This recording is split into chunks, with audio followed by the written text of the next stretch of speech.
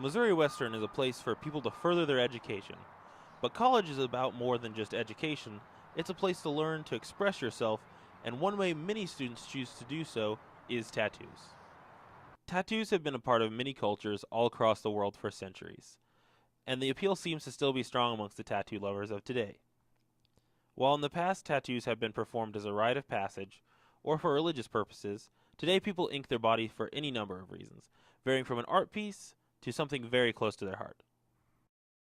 My favorite tattoo would be on my ribs, and it's my grandma's handwriting from a birthday card I got when I was 15 years old. And it just means a lot to me because my grandma is like my favorite person in the world.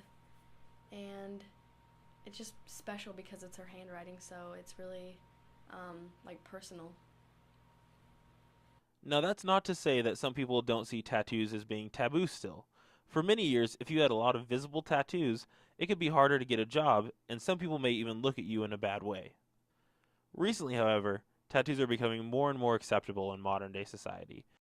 I think a lot of jobs are becoming a lot more okay with tattoos, and I think that's an awesome thing because it really, people judge books by covers. I mean, you'd see a person and they see it. You could totally like look at someone and see that they have a bunch of tattoos or piercings and things like that, and immediately think, oh, there must be a terrible person, or they do bad things, and you could not even know about them.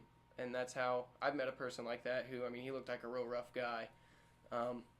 His name was Drew Ellis, good friend of mine. I mean, he looks like a pretty rough, hardcore dude, and on the inside, the dude's just a big teddy bear, loves music, and he's a nice guy, a great guy. I mean, it's totally just it's not what's on the outside; it's what's on the inside that counts. Every piece of body art has a story behind it, and likewise, everyone who has a tattoo has had some influence that made them want to get a tattoo.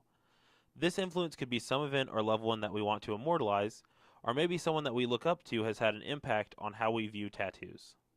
The reason I wanted to start getting tattoos was because when I was younger, I would always go up to Topeka to visit with family, and I had this my uncle named Uncle Josh, and I mean he was always a cool one. He skateboarded, and he was just a rebel. And being a kid, you look up to people in your family, and seeing someone who's a cool skater and he's just a cool guy, I was like, man, he's awesome. And on top of that, he had tons of tattoos.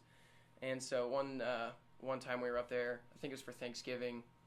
We were just hanging out in the downstairs, and which was like the little hangout room, and there was like a pool table, a Nintendo 64, and just like I was playing the Nintendo 64 and hanging out, having a great time. And then I just went up and I was like, I'm gonna ask him where he gets his tattoos because I'd just never known.